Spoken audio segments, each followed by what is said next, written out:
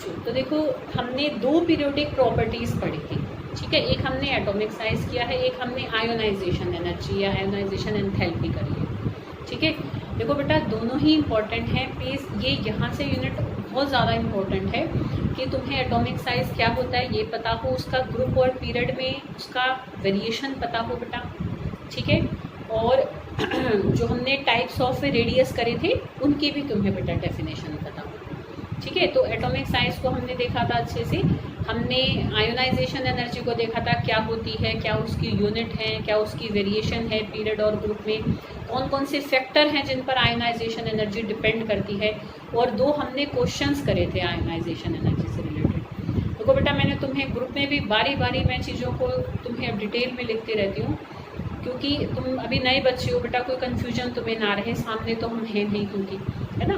तो इसलिए प्लीज़ ध्यान रखना है। मैंने जो पहले वीडियो भेजी थी परसों, वीडियो से पहले मैंने कुछ 110 पेजेस भेजे थे, तो मैंने वो बाद में पढ़े क्योंकि वंदना की कॉपी थी, मुझे लगा एकदम सही होंगे, पर वो भी बच्चे जैसे नए नए आए थे तो कुछ मिस्टेक्स हो गई हैं उससे, तो फिर वो मेरा ध्यान बाद में गया, इसलिए मैंने उन 110 पेजेस को दोबारा सेंड किया है आफ्टर द वीडियोज़, ठीक है। तो वहाँ से लिखने हैं तुम्हें वो 110 पेजेस, वीडियो से पहले वाले नहीं लिखने हैं। देखो बारी बारी बारी बता रही हूँ मैं, फिर भी बेटा एक बच्चे ने गलती से दोनों बार लिख दिए हैं, तो ऐसे अपनी कॉपी को ख़राब मत करो बेटा, ठीक है। तो एक तो इस बात का ध्यान रखना है। अच्छा एटॉमिक साइज के अंदर ही ना एक छोटी सी टर्म तुम्हारी रह गई थी, हाँ पता नहीं कैसे गलती से छूट गई मेरे से, कि आइसो इलेक्ट्रॉनिक स्पेशीज या आइसो इलेक्ट्रॉनिक्स क्या होते हैं, और उसमें मतलब क्या ट्रेंड है साइज के छोटे और बड़े होने का, ठीक है बेटा। आइसो इलेक्ट्रॉनिक्स की डेफिनेशन वैसे मैं तुम्हें करा चुकी हूँ इन सेकंड यूनिट, ठीक है।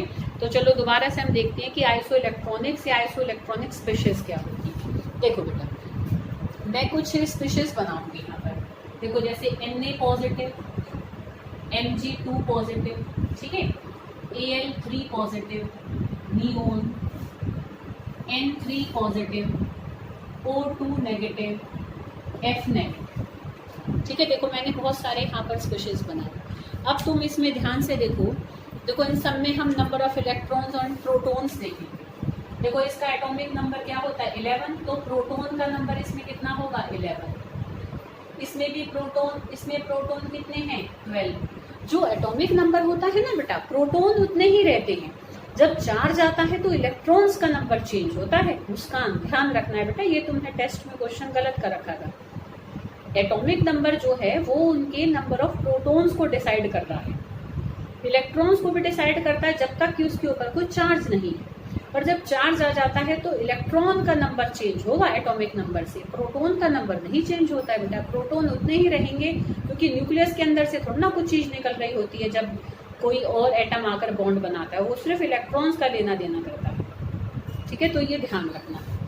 तो प्रोटॉन इन सब में वही है जो इनमें, जो इन सब का एटॉमिक नंबर है, जैसे एल्यूमिनियम का 13 है तो इसमें कितने होंगे 13, इसके कितने होंगे 10, इसके कितने होंगे 7, इसके कितने होंगे 8, इसके कितने होंगे 9, ठीक है बेटा, आ रही है बात समझ में।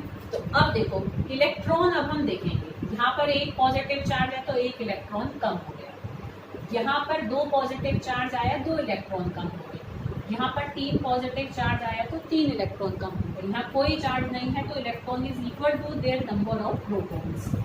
यहाँ 3 नेगेटिव चार्ज आए तो इलेक्ट्रॉन 3 बढ़ गए 10 हो गए, यहाँ पर 2 बढ़ गए 10 हो गए, यहाँ पर 1 बढ़ गया, यहाँ भी 10 हो गए। तो तुम देख सकते हो कि all have same number of electrons, तो the species having same number of electrons are called iso electronics, ठीक है, उनको हम आइसो इलेक्ट्रॉनिक्स कहते हैं। अरे बेटा बात समझ में।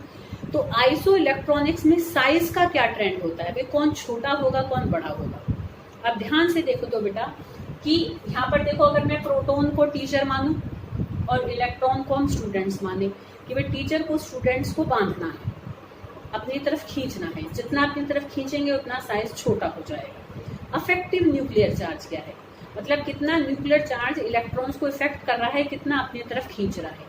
तो तुम देखो न्यूक्लियर चार्ज मतलब एक तरीके से प्रोटॉन्स का ही नंबर, तो इलेक्ट्रॉन्स स्टूडेंट तो सब में 10-10 हैं, ठीक है, पर फिर जहाँ टीचर्स ज़्यादा होंगे वो स्टूडेंट्स को ज़्यादा बांध लेंगे। सबसे ज़्यादा किस में है, इसमें, तो 13 टीचर्स है, मतलब एक बच्चे पर एक टीचर तो है ना, पर उसके अलावा और क्या हो रहा है, 3 टीचर और फालतू हैं, तो वो और थोड़ा थोड़ा और ध्यान दे लेंगे तो वो ज्यादा बंधे रहेंगे, ज्यादा वहीं के नहीं अट्रैक्टेड रहेंगे। अरे बेटा बात समझ में। तो आइसो इलेक्ट्रॉनिक स्पीशीज में सिंपल बात ध्यान रखना, जिसका एटॉमिक नंबर सबसे ज्यादा होगा उसका साइज सबसे छोटा होगा, क्योंकि वहां अफेक्टिव न्यूक्लियर चार्ज सबसे ज्यादा होगा।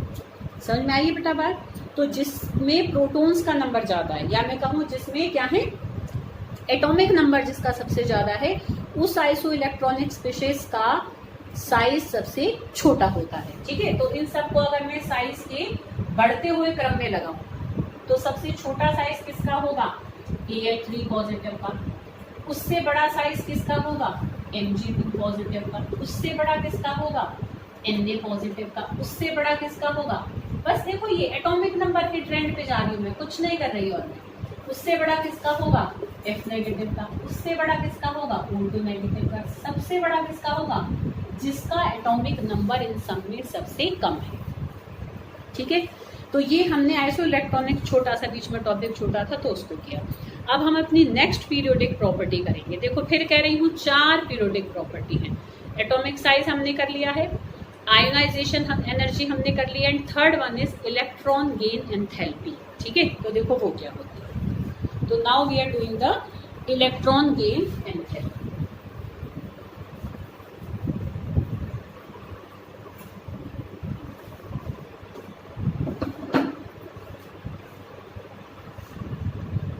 Electron gain enthalpy.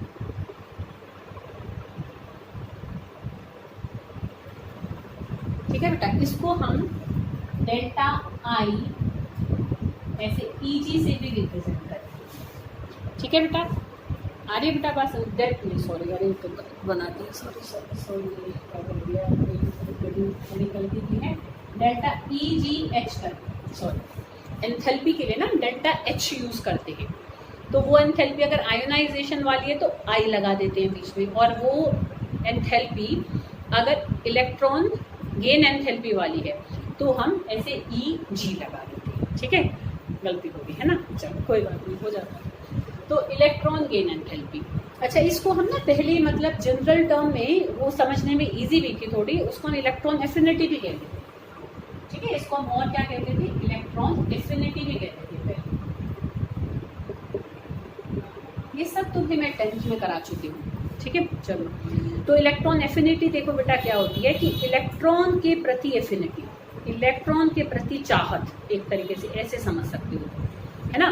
तो अगर हम पीरियड में चले गए, ठीक है, पीरियड में तुम देखो, पीरियड में आप शायद सबको ये ध्यान हो कि अगर मैं इधर से इधर चलती हूँ, ठीक है, lithium, beryllium, boron, carbon, nitrogen, oxygen, fluorine, neon, एक हम ग्रुप ले लेते हैं।